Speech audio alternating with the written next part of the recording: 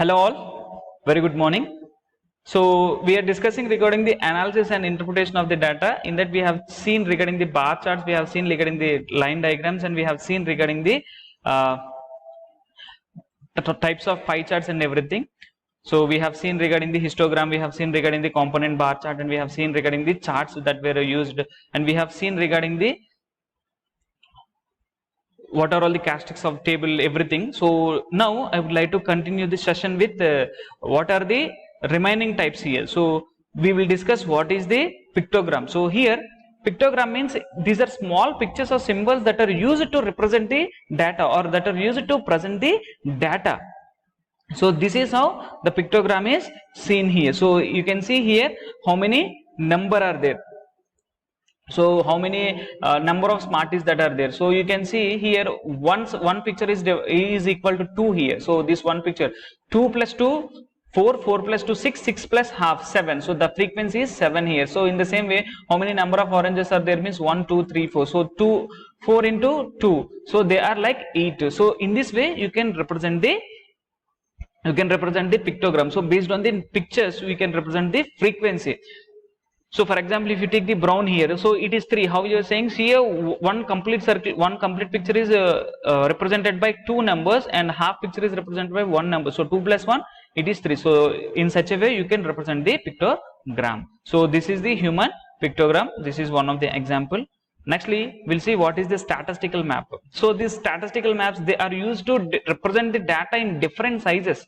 So the data are present in the form of shaded maps or dots here. So you can see here. So here, if you see this dark one, for example, you want to know if, for example, you want to take the COVID-19 cases. So this dark represents the number of high number of cases, and this one is very high you can consider, and little dark you can consider as a high, stationary high, and this is low number of cases that were recording. So here in such a way you can keep the data. For example, if you take this map here, persons without health insurance in the year 2000 in the year 1992 1993. So in these countries we are having like over 15% of them are not having the health insurance, and in these countries about 10 to 14% of them are not having the life insurance, and these countries only 10% of them are not having the life insurance. So this is how a statistical data can be represented. So if you see in Wikipedia, if you see in any kind of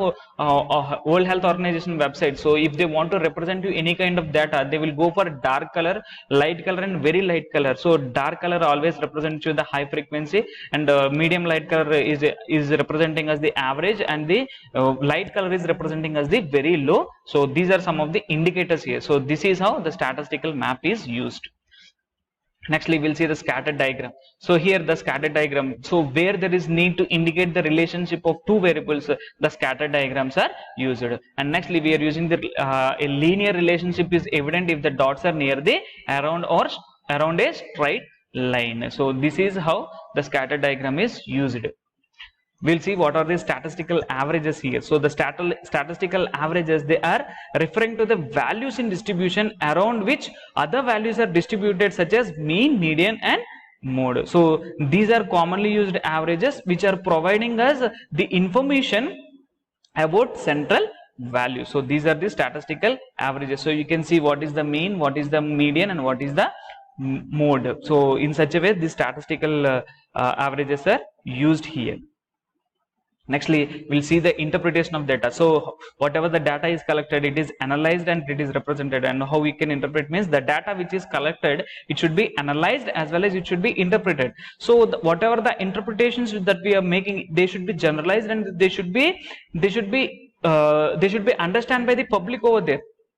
So the values which were interpreted, they should be simple and it should be understandable. So while interpreting the maximum and minimum value, they should be known as to have an estimation in between. So whenever you are interpreting what is the maximum, what is the minimum, you should have the estimation which is there in between, and whatever you are estimating, it should be easy and it should be simple and it should be understood by the all common people. So the data that should be represented as in the form of rates, ratios, proportions, percentage, mean, median, and mode, and as well as normal curve. So the demographic data are usually analyzed and interpreted in the form of tables, charts, diagrams, pie charts, and pictogram. So this is how the analysis of the data is taking place. So now I will like to show you what are all the formulas that were used here. So how to calculate the percentage, how to calculate the ratio, how to calculate the rates, and how to calculate the proportions, we'll discuss now in the coming slides. So we'll see what are all the tools of measurement in the analysis and interpretation of data, how we are collecting, and what are all the formulas that were used in this demography. So firstly we'll see the rate. So here the rate means it measures the occurrence of some particular event in a population during a given period of time. So if you want to know what is the event, what is the measures that are occurring in a particular given period of time, you can go for the rate. So it is a statement of risk of developing a condition. For example, if you take this COVID-19, at what rate the diseases are may spread.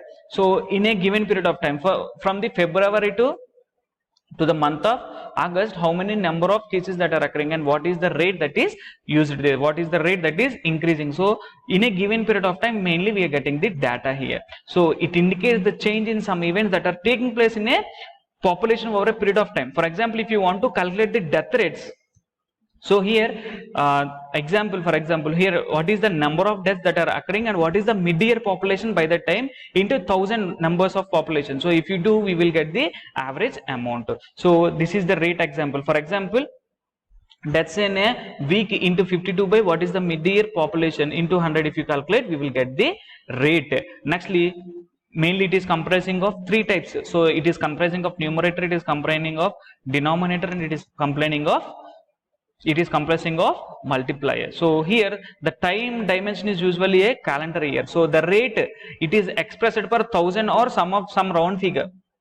So it is selected according to the convenience or convention to avoid the fraction here. So mainly we can take, for example, 1000 population, or you can calculate it for only 100 population. So what is the percentage for the 100 population they are dying, or you can even calculate for the 10,000, or even calculate for the 1 lakh population also. So in such a way we can take the dimension here. So nextly, ratio. Here the ratio, it is expressing the relation in between the size and two random quantities. For example, x is to y or x by y. In such a way we are seeing here. So if you see what is the male population, what is the ratio for 100 males, how many number of women are there? 90%. So this is the ratio. So for 100 men, we have only 90 women present. So this is how the ratio is expressed. So now we'll see what are all the measurements of this mortality. So here mortality, it is referring to the number of deaths that are occurring in a given period of time in a place. So it is showing as a proportion of deaths in relation to the population. So we have crude death rate, we have infant mortality, we have maternal mortality, and we have life expectancy examples. So if you see the crude death rate, so nextly we'll see what are the measurements of the morbidity. So here it is referring to the diseases and illness and injuries that are occurring in a population. Means morbidity means it is the disease rate or illness rate or the disability rate. So data on the frequency and distribution of a disease, it is helping us to control the spread. So it is also helping us to identify the number of cases. So measurements of morbidity is helping us to identify, and it is also helping us to control the spread of the disease. So here if you see the measurements of mortality, it is giving us the rate of deaths that are occurring. So for example, if you want to take the case rate, the rate is the number of reported cases in a specific disease or illness per 1 lakh population during a given year. So what is the case fatality rate mean? The case fatality rate, it is a proportion of persons contracting a disease who die of the disease during a specified time period. So here we are taking the disability. So dependency ratio means the ratio of the economically dependent part of the population to productive part. So apparently it is defined as the ratio of elderly, that is who are the age group which is of 65 years or sometimes over, plus age group who are under 15 years of age, and the population in the working age. Means if you want to know this dependency rate, so we are calculating the ratio between the age group. So if you see the age group, the persons who are like 50 to nearly 60 years they can work. So these are independent people, and the people who are about 60 to 65 or more than the 65 years of age, these people are considered as dependency group. So here how many people are there, so how many number of people who are working at the age group of 15 to 60 we are calculating, and how many number of people who are not working at the age of 60 to 65 or above we are calculating, we are getting the ratio over here. So this is how we measure the ratio, dependency ratio. And natality means it is scientific term, nothing but birth rate. We are calculating the birth rate here. So these are some of the formulas here. So if you want to calculate the birth rate here, mainly number of live births during the year by the estimated mid-year population into 1000. So if you do this, you will get the birth rate. So if you want to calculate the general fertility rate, so you have to take growth, this general fertility rate is equal to number of live births that are occurring during a year divided by the mid-year population. So what is the female population means, what is the adulthood age group means 15 to 49, because at the age of 49, here the people are attaining, the women are attaining menopause, so we are taking the cutoff age like 49. So here mid-year female population, which is at the age group of 15 to 49, in the same year into 1000 if you are doing, you will get the growth general fertility rate. So these much general means generally these people can produce this fertility. So you want to get the general marital fertility rate, nothing but GMFR. So here number of live births that are occurring during a year, and the number of married women, means mid-year married female population. So how many women were married in the mid-year, that is the age group of 15 to 49. So how many number of women are there, and into 1000 if you are doing, you will get the general marital fertility rate. So you want to get the age specific fertility rate, so we have to take number of live births in a particular age group. For example, if you want to calculate the number of births that are occurring in a 15 to 25 year age group women, or 25 to 30 year age group women, or 30 to 45 age group women, you have to calculate the number of births that are occurring here divided by the mid-year population of the same age, means how many number of people are there at the age group of 15 to 25 years. So you have to keep the number here, and you have to, how many number of people has given the births during this age group, in this age group you have to keep the number here, and you have to multiply it into 1000, so that you will get the age specific fertility rate. So if you want to get age specific marital fertility rate, ASMFR, so here number of live births that are occurring in a particular age group. For example, if you want to see 15 to 25 age group, so we have to take the number of persons who are present over there. So mid-year population of the same age group. So what is the mid-year population into 1000 if you do, you will get the age specific marital fertility rate. So if you want to get the total fertility rate, here the average number of the children a woman can give birth throughout the reproductive year, it is taken, and it is represented by summing the age of specific rates for all ages. So if 5-year age groups are used, the sum of the rates is multiplied by 5. If 10-year age group people are used, the sum of the rates are multiplied by 10 here. So for example, you want to get the total fertility rate, so we are taking what is the number of age groups. See, so 40 to 49 years, so we have to calculate the age specific fertility rate here.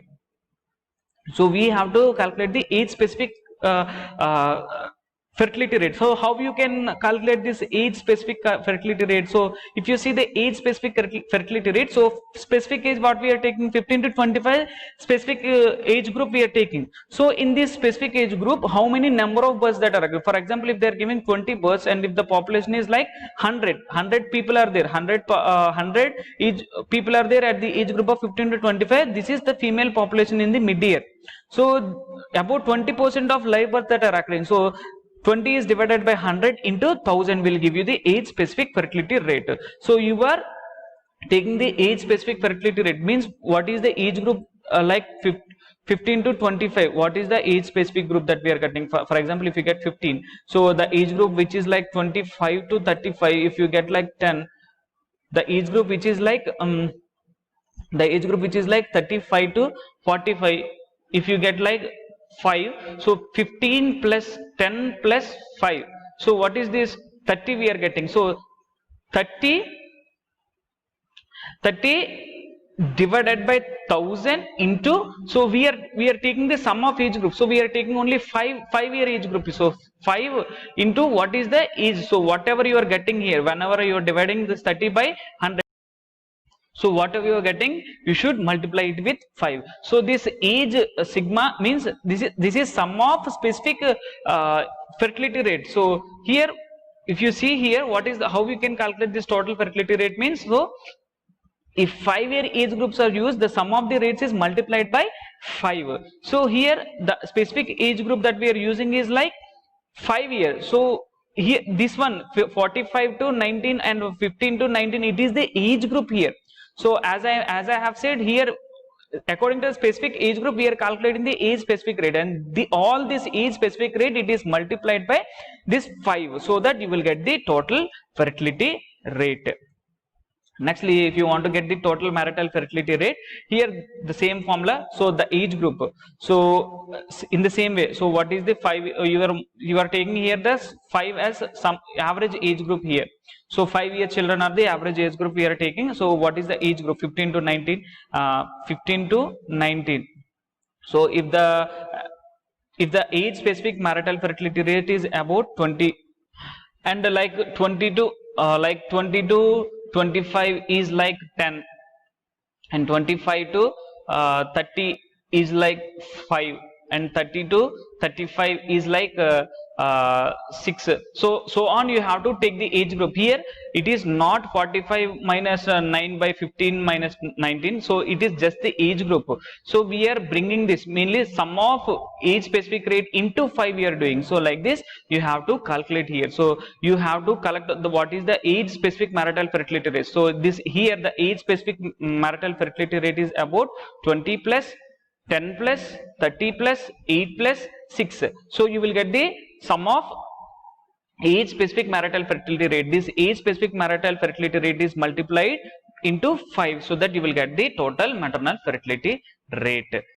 Here if you want to calculate the gross reproduction rate, GFR, so here, so if you want to have the gross fertility rate, so average number of girls that would be born to be a woman if she is experiencing the current fertility pattern throughout her reproductive span, that is the age group 15 to 49, having no mortality, then you can get the number here. So what is the net reproductive rate means, here it is defined as the number of daughters a newborn girl will bear during her lifetime, assumed to fixed specific age, fertility and mortality rate. So at present, if you see the India, it is about 1.5, it is having the net reproductive rate about 1.5. So if the net reproductive rate is about less than 1, so here it is said to be below the replacement level.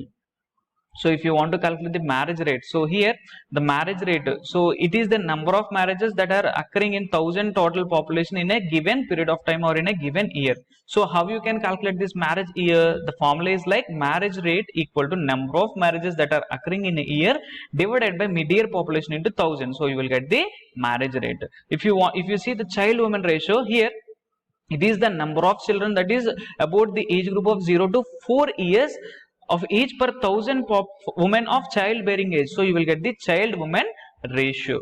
So what is the child woman ratio means? So how many children are present and how many women are present. So here the children age group is like 0 to 4 years. So per 1000 women, so in this 1000 women the age group is like 15 to 14, because this is the fertility age. So you are taking the number of women who are at the age group of 15 to 49, we are taking the number of children who are at the age group of 0 to 4, and we can get the child woman ratio here. So if you see the pregnancy ratio, so here the number of pregnancies that are occurring in the married women at the age group of 15 to 49 years.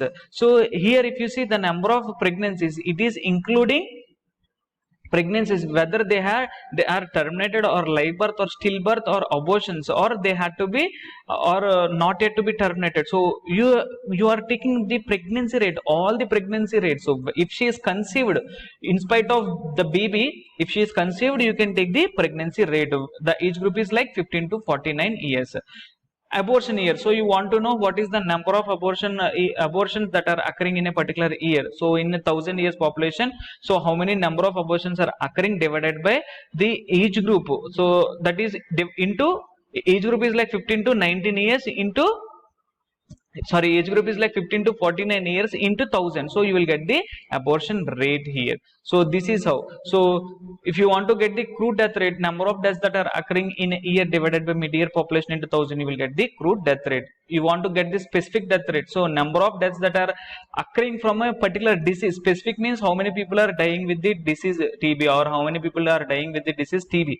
So number of deaths that occur from the coronavirus during a particular year divided by the mid-year population into 1,000, if you keep, you will get the specific death rate. Either it could be a TB or coronary heart disease or any kind of other diseases. So this is the specific death. If you want to get the specific death group rate in the particular age, so here we are taking the number of deaths that are occurring in the age group 15 to 20 during a calendar year divided by the number of population that are aged at the age group of 15 to 20 into 1,000. If you do, you will get the specific death rate. Death rate for January, but means if you want to calculate what is the death rate only for the month of January, so deaths that are occurring in the January into 12 divided by mid-year population, if you do, you will get the death rate for January. So if you want to get the weekly death rate, so weekly death rate is equal to deaths that are occurring in a week divided by mid-year population into 1,000. If you do, you will get the weekly death rate. If you want to get the case fatality rate, so number of deaths that are occurring due to particular disease divided by the total number of cases with the same disease. Number of cases due to the same disease into 100, if you do, you will get the case fatality rate. So if you want to get the proportional mortality rate, so here number of deaths that are occurring from a specific disease in a year divided by total number of deaths that are causing, means total deaths from all causes in that year, means number of total deaths that are occurring in that year into 100, if you do, you will get the proportional mortality ratio. So if you see the survival rate, so in this survival rate, the total number of patients alive after 5 years divided by total number of patients diagnosed or treated into 100. If you do, you will get the survival rate. If you get this if you want to have the standardized mortality ratio, here number of observed deaths divided by expected deaths into 100. If you do, you will get the standardized mortality ratio. If you want the infant mortality ratio, the formula is like number of deaths of children less than 1 year of age in a particular year divided by the number of live births in the same year into 1,000. If you do, you will get the infant mortality rate. If you want to know what is the stillbirth rate, so fetal deaths weighing over 1,000 grams at birth during a particular year divided by total live births, and stillbirths weighing over 1,000 grams at the birth during the year into 1,000. If you do, you will get the stillbirth rate. And the perinatal mortality rate, here if you see here, late fetal and early neonatal deaths that are occurring, means the number of children who are weighing more than 1,000 grams at birth divided by total number of live births weighing over 1,000 grams at birth into 1,000. If you do, you will get the perinatal mortality rate. Neonatal mortality rate is also in the same way. So number of children at the age group of 29, so who are dying after the birth of the baby, if the baby is dying under the 28 days, you will consider it as a neonatal death. And the total number of live births that are occurring in that same year, if you divide and multiply it with 1,000, you will get the neonatal mortality rate. And post neonatal mortality rate means the number of deaths of children between 28 years and 1 year age group, means after the baby is surviving after 28, she is considered as a mainly newborn here. So here if you want to see the post neonatal, so after neonate, if you see here 28 to 1 year age group, so if you see the number of deaths that are occurring divided by the total number of births that are occurring in the same year into 1,000, if you do, you will get the post neonatal mortality rate. For the child death rate, you have to calculate here. So number of children who are aging 1 to 4 years, what is the deaths that are occurring in the 1 to 4 year age group children divided by total number of children who are aged 1 to 4 years at the middle of the year into 1,000. If you do, you will get the child death rate. Child mortality rate also in the same way. So number of deaths that are occurring less than 5 year age group in a given year divided by the number of live births in a same year into 1,000. If you do, you will get the child mortality rate. In the same way, you can calculate the maternal mortality rate also. So these are some of the formulas that were used in the demography. So I think you understood. These are some of the formulas. So just you can note down the formulas in your notebooks. So if you have any queries, you can drop them in the comment box. So if you are in front of me, I would have explained in a better way. So if you don't understand, please let me know. I'll try to simplify it further and I'll try to take the classes. Thank you so much. Thanks for watching. Please like, share and subscribe the channel.